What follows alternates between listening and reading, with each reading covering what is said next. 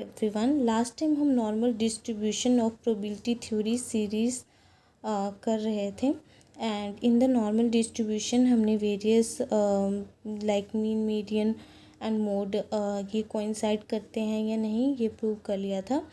उसके बाद जो नेक्स्ट प्रॉपर्टी है हमारी वो है नॉर्मल डिस्ट्रीब्यूशन के लिए, कि जो नॉर्मल डिस्ट्रीब्यूशन के लिए जो mean deviation about the mean, okay, so mean deviation about the mean वो हमें इतना मिलता है। ओके, एंड ये देखो, ये हमारा मीन है और ये नॉर्मल डिस्ट्रीब्यूशन का वेरिएंस है। ओके, ये नॉर्मल डिस्ट्रीब्यूशन का हमने प्रूव भी किया हुआ है। ठीक है, तो देखो mean deviation about the mean जो हमने पहले भी प्रूव किया था, उसके लिए फॉर्मूला ये होता था। ठीक है, हम ये लगाते थे, तो हम सेम ई के जो होता है -∞ टू इन्फिनिटी लगाएंगे, सेम ये लगेंगे, और जो हमारा ये f(x) होता है नॉर्मल डिस्ट्रीब्यूशन के लिए वो ले लिया।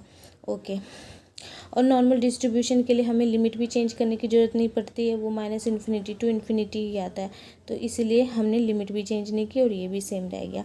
उसके बाद हमने क्या किया है, x माइनस म्यू को t फिल किया है। ठीक है, तो हम क्या करें, यहाँ पे ये मॉड ऑफ t हो जाएगा, यहाँ पे e है, e की पावर ये हाफ, ठीक है, ये हाफ है, और यहाँ पे t² एंड ये सिग्मा स्क्वायर बन जाएगा। ओके, और यहाँ से अगर आप अपना dx भी निकालते हो ना, जैसे यहाँ से देखो, चलो t की फॉर्म में करो तो ये भी करना पड़ेगा, तो x minus mu equal to t, तो डिफरेंशिएट करवाओ बोथ साइड, dx आ जाएगा, u क्या होता है कांस्टेंट होता है, और ये dt आ जाएगा। ओके, सो dx के बराबर ही हमारा क्या होगा dt, तो हम यहाँ से रिप्लेस कर देंगे।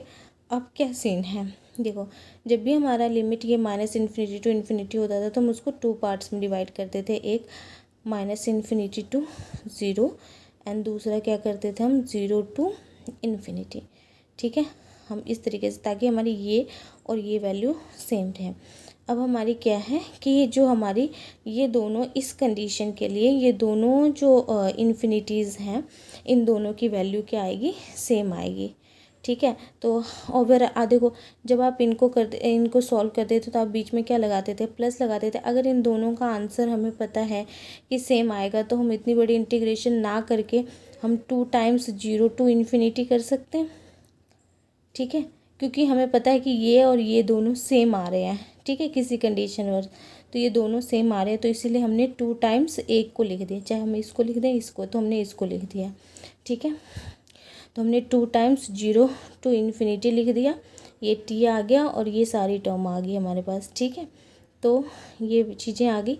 अब उसके बाद देखो, अब आप इसको सॉल्व करोगे, इसलिए हमने देखो सारी चीज़ें सेम है, हमने 2 टाइम्स 0 टू इन्फिनिटी की है। ओके, अब हम क्या कर सकते हैं, इसको आइलेट लगा के सॉल्व कर सकते हैं। ठीक है, तो आइलेट लगा के first function as it is, देखो चॉइस है, करना चाहते तो करो, अदरवाइज़ ना, क्योंकि ये बहुत लेंदी हो जाएगा अगर हम आइलेट लगाते भी ना, उसके बाद भी हमें, क्योंकि यहाँ पे t² है तो हमें t² में सब्स्टिट्यूशन मेथड लगाना पड़ेगा, फिर हम चेंज करेंगे। तो इतने आप ये स्टेप करना चाहो तो कर सकते हो, चॉइस है, और जो नहीं करना चाहो तो यहाँ से ये चीज़ आ रखी है हमारे पास। वैसे भी जब हमारा हम गामा डिस्ट्रीब्यूशन पढ़ेंगे ना, तो गामा डिस्ट्रीब्यूशन के लिए इसका डायरेक्ट फार्मूला होता है। ठीक है, तो गामा डिस्ट्रीब्यूशन से ये डायरेक्ट निकाला जा सकता है, तो ये वहीं से आया हुआ है। तो आपकी चॉइस है कि आप ये करना चाहो तो करो, नहीं करना चाहो तो आप स्किप करके आप इस स्टेप से डायरेक्ट यहाँ पे आ सकते हो। ठीक है, तो ये क्या हो जाएगा, ये हमारे पास 2 आ गया और दिस आ गया, और जो ये पूरी इंटीग्रेशन हम सॉल्व कर रहे हैं ना, इसकी वैल्यू क्या होगी, सिग्मा स्क्वायर होगी। ठीक है, तो ये सिग्मा स्क्वायर आ जाएगी, सिग्मा से सिग्मा कैंसिल, यहाँ पे सिग्मा आ गया। ओके, और जो हमें रूट चाहिए था, तो हम ये 2 जो है 2 को फर्दर हम यहाँ पे क्या लिख सकते हैं, ये स्टेप, इसके बाद जो स्टेप है वो क्या कर सकते हैं, हम ये लिख सकते हैं ना, √2 ठीक है, जो 2 है उसको हम ये लिख सकते हैं, और ये √2 और ये क्या है, पाई है।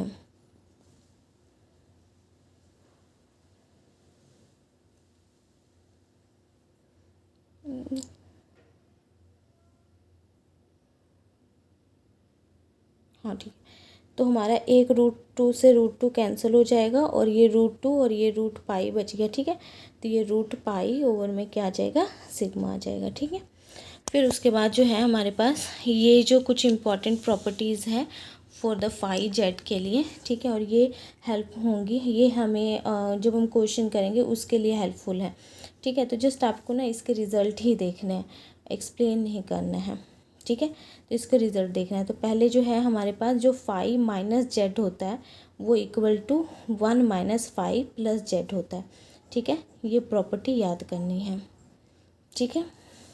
नेक्स्ट है कि जो हमारे पास प्रोबेबिलिटी हम A greater than equal to X, और प्रोबेबिलिटी यानी कि कोई हमारे पास दो लिमिट होगी और यहाँ पे हमारे पास कोई भी एक्स होगा जिसकी ये दोनों लिमिट होंगी, ठीक है। तो हम उसके ऊपर वो इक्वल टू दिस होता है, ठीक है। और जो हमारे पास ये इक्वल टू फाइव, अब यहाँ पे देखो बी है और ये चीज़ें क्या है इसमें बी, तो बी यानी कि ये अपर लिमिट बी, ठीक है। म्यू हमारे पास क्या होता था, जो हम मीन निकालते थे वो म्यू होता था, और सिग्मा हमारा वेरिएंस होता था, again A minus mu and sigma, ठीक है। ये प्रॉपर्टी भी अभी इसको लर्न करनी है, अभी इससे रिलेटेड हम क्वेश्चन करेंगे, ठीक है। तो एक ये प्रॉपर्टी होती थी, ठीक है। जो यहाँ पे आपका एक्स है ना, वो हमारे नॉर्मल डिस्ट्रीब्यूशन के मीन और सिग्मा स्क्वायर के बीच में लाई करेगा, ठीक है। एक्स का मतलब ये है। सो आगे है हमारा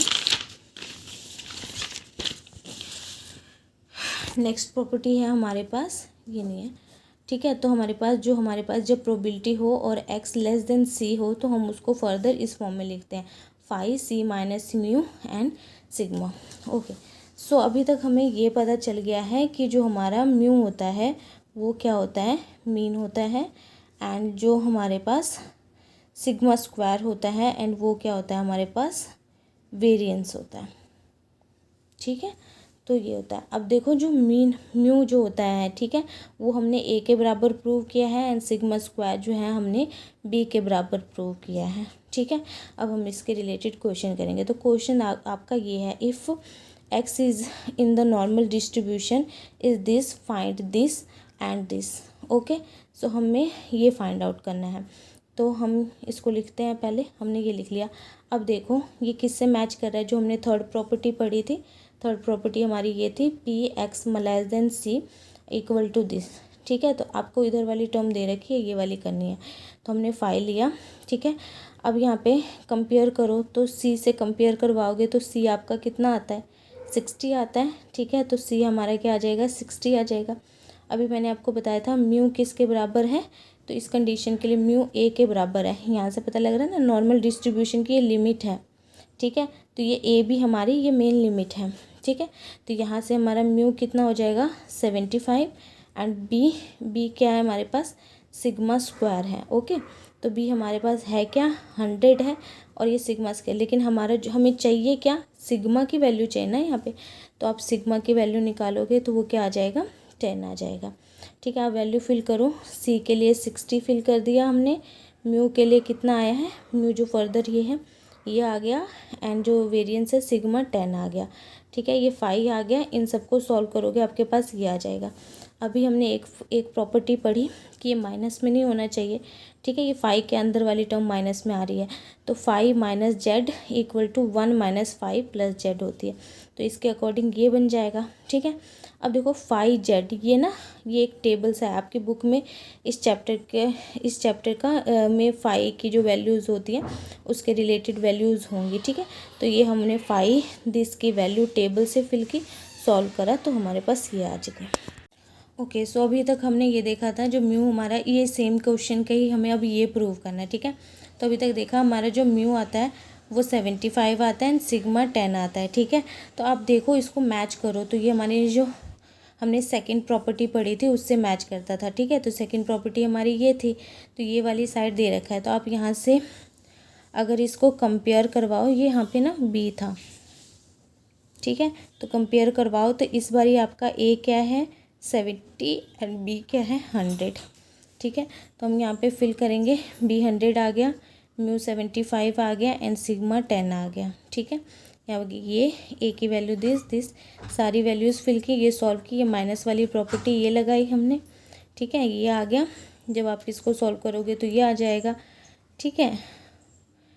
एंड हाँ, फिर उसके बाद हमें ये दोनों वैल्यूज़ हम टेबल से ले लेंगे और सॉल्व करके हमें ये मिल जाएगा, ओके उसके बाद जो हमारा नेक्स्ट एग्जांपल है वो ये है, ठीक है। तो हमारा एक्स जो है नॉर्मल डिस्ट्रीब्यूशन का, देखो ये मीन है एंड ये वेरिएंस है, find B such that this, ठीक है। तो जो हमारा ये है, अभी हमने पढ़ा था कि यहाँ पे हम एक्स भी हो सकता है और ये वाली टर्म भी हो सकती है, ठीक है। तो उसका मतलब यही है, ठीक है। तो हम जो हमें ये कंडीशन दे रखे हैं तो हम यहीं से अपना क्वेश्चन स्टार्ट करेंगे। तो हमने लिख लिया ये कि हमारे पास 090 इक्वल टू दिस है, ठीक है।